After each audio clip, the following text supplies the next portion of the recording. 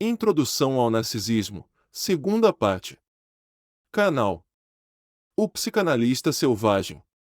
Dificuldades especiais me parecem impedir um estudo direto do narcisismo. O principal acesso a ele continuará sendo provavelmente o estudo das parafrenias. Assim como as neuroses de transferência nos possibilitaram rastrear os impulsos instintuais asterisco-libidinais, a dementia precoce e a paranoia nos permitirão entender a psicologia do eu. Mais uma vez teremos que descobrir, a partir dos exageros e distorções do patológico, o que é aparentemente simples no normal. No entanto, para nos aproximarmos do conhecimento do narcisismo, algumas outras vias continuam abertas para nós, e são elas que passo agora a descrever: a consideração da doença orgânica, da hipocondria e da vida amorosa dos sexos. Sigo uma sugestão verbal de Sandor Ferenczi, ao apreciar a influência da enfermidade orgânica sobre a distribuição da libido. É algo sabido, e tomamos por evidente, que alguém que sofre de dor orgânica e mais sensações abandona o interesse pelas coisas do mundo externo, na medida em que não dizem respeito ao seu sofrimento. Uma observação mais precisa mostra que ele também retira o interesse libidinal de seus objetos amorosos, que cessa de amar enquanto sofre. A banalidade desse fato não pode nos dissuadir de lhe dar uma tradução em termos da teoria da libido. Diríamos então que o doente retira seus investimentos libidinais de volta para o eu, enviando-os novamente para fora depois de curar-se. No buraco de seu molar, diz Wilhelm Busch do poeta que sofre dor de dente, se concentra a sua alma. Libido e interesse do eu 17225 têm aí o mesmo destino e são de novo inseparáveis. O conhecido egoísmo dos doentes cobre ambos. Nós o achamos tão evidente porque estamos certos de comportarmos-nos igualmente nesse caso. O fato de mesmo a mais intensa disposição de amar desvanecer por causa de distúrbios físicos, sua repentina substituição pela completa indiferença, foi convenientemente explorado na arte do humor. De modo semelhante à doença, o estado do sono também significa uma retração narcísica das posições da libido para a própria pessoa, mais precisamente para o desejo de dormir. O egoísmo dos sonhos se enquadra bem nesse contexto. Em ambos os casos vemos, ainda que seja apenas isso, exemplos de mudanças na distribuição da libido graças à mudança no eu. A hipocondria se manifesta, como a enfermidade orgânica, em sensações físicas penosas e dolorosas, e também coincide com ela no efeito sobre a distribuição da libido. O hipocondríaco retira interesse libido, esta de maneira bem nítida, dos objetos do mundo exterior e concentra ambos no órgão que ocupa. Uma diferença entre hipocondria e doença orgânica se evidencia agora. No último caso, as sensações penosas se baseiam em mudanças demonstráveis. No primeiro, não. Mas harmoniza plenamente com nossa concepção geral dos processos da neurose afirmarmos que a hipocondria há de estar certa, que as mudanças orgânicas também não podem faltar nela. Em que consistiriam então?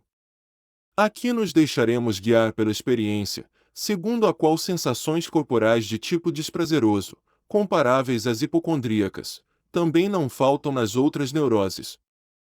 Já uma vez externei a inclinação de situar a histeria junto à neurastenia e à neurose de angústia, como a terceira neurose atual.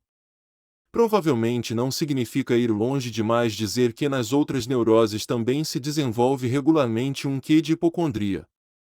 O melhor exemplo disso pode estar na neurose de angústia e na histeria sobre ela edificada. 18225 Ora, o modelo que conhecemos de um órgão dolorosamente sensível, de algum modo alterado, e todavia não doente no sentido habitual, é o órgão genital em estado de excitação.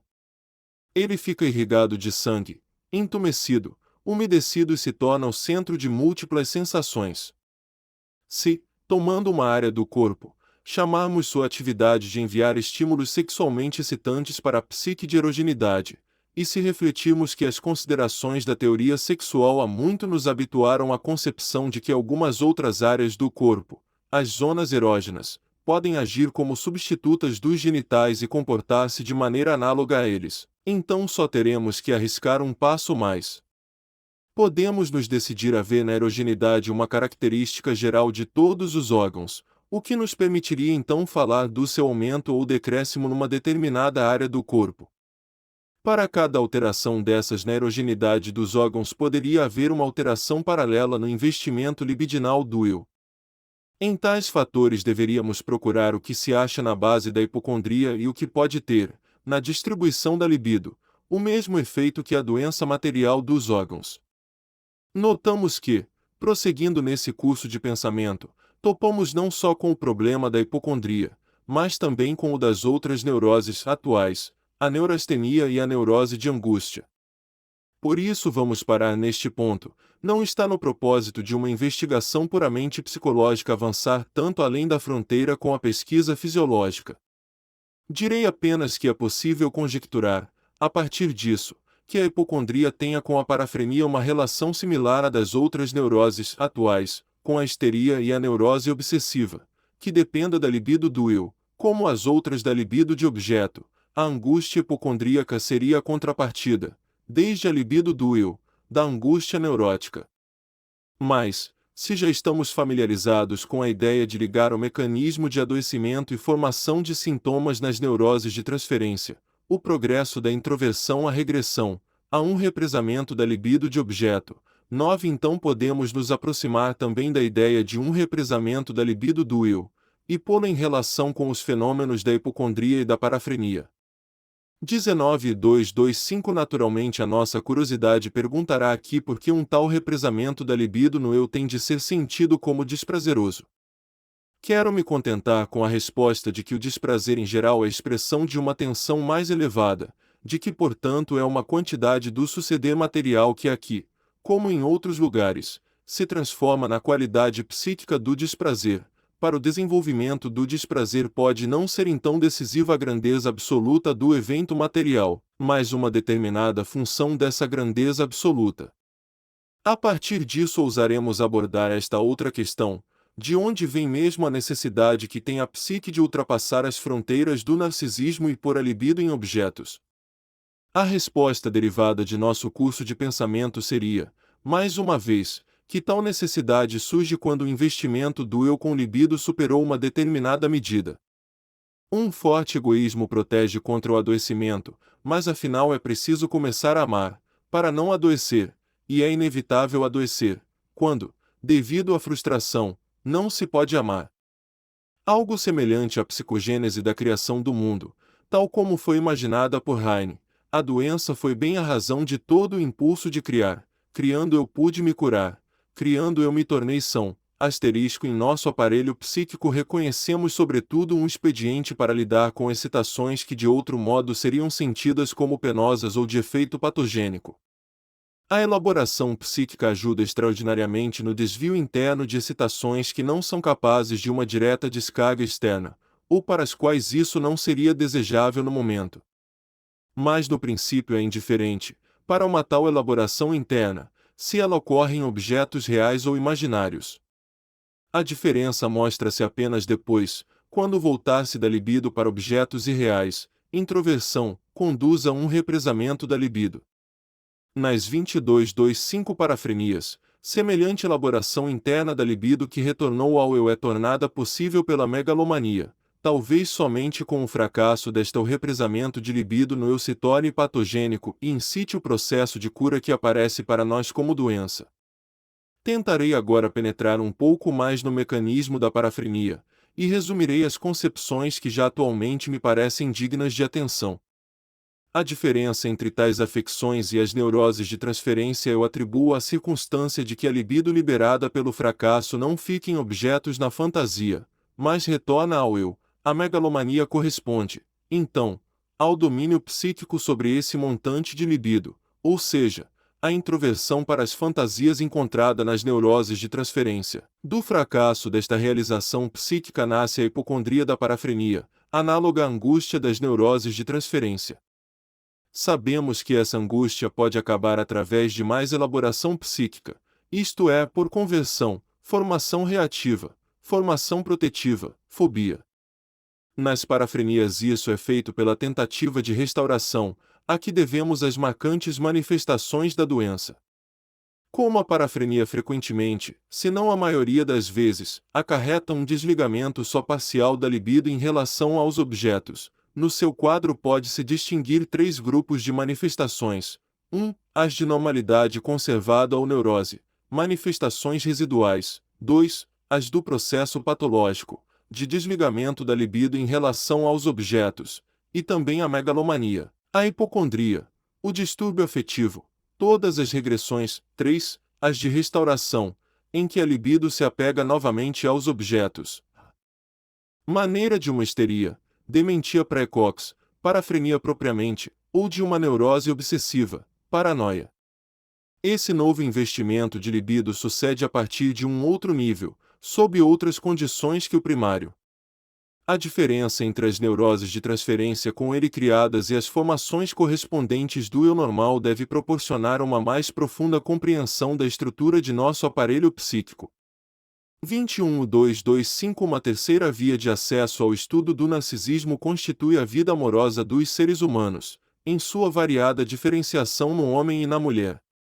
Assim como a libido de objeto escondeu primeiramente da nossa observação a libido do eu, também na escolha de objeto pela criança e o adolescente, vimos primeiro que ela toma seus objetos sexuais de suas vivências de satisfação.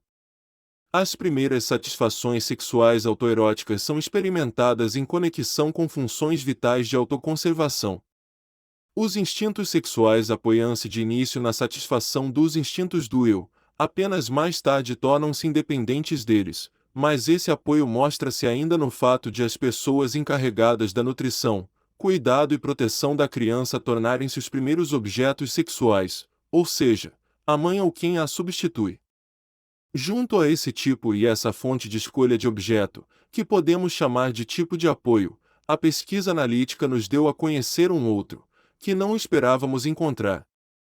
De modo especialmente nítido em pessoas cujo desenvolvimento libidinal sofreu perturbação, como pervertidos e homossexuais, descobrimos que não escolhem seu posterior objeto de amor segundo o modelo da mãe, mas conforme o de sua própria pessoa. Claramente buscam a si mesmas como objeto amoroso, evidenciando o tipo de escolha de objeto que chamaremos de narcísico. Nessa observação se acha o mais forte motivo que nos levou à hipótese do narcisismo. Mas não concluímos que as pessoas se dividem em dois grupos bem diferenciados, conforme sua escolha de objeto obedeça ao tipo narcísico ou ao de apoio, preferimos supor, isto sim, que para cada pessoa ficam abertos ambos os caminhos da escolha de objeto, sendo que um ou outro pode ter a preferência.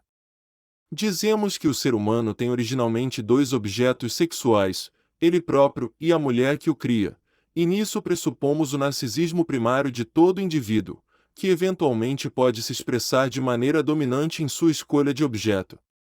A comparação entre homem e mulher mostra que há diferenças fundamentais, embora não universais, naturalmente, quanto ao seu tipo de escolha de 22.225 objeto. O amor objetal completo, segundo o tipo de apoio, é de fato característico do homem. Exibe a notória superestimação sexual, que provavelmente deriva do narcisismo original da criança, e corresponde assim a uma transposição do mesmo para o objeto sexual. Essa superestimação sexual permite que surja o enamoramento, esse peculiar estado que lembra a obsessão neurótica, remontando assim a um empobrecimento libidinal do eu em favor do objeto. De outro modo se configura o desenvolvimento no tipo mais frequente e provavelmente mais puro e genuíno de mulher. Com a puberdade, a maturação dos órgãos sexuais femininos até então latentes parece trazer um aumento do narcisismo original, que não é propício à constituição de um regular amor objetal com superestimação sexual. Em particular quando se torna bela, produz-se na mulher uma autossuficiência que para ela compensa a pouca liberdade que a sociedade lhe impõe na escolha de objeto. A rigor, tais mulheres amam apenas a si mesmas com intensidade semelhante à que são amadas pelo homem. Sua necessidade não reside tanto em amar quanto em serem amadas, e o homem que lhes agrada é o que preenche tal condição. A importância desse tipo de mulher para a vida amorosa dos seres humanos é bastante elevada.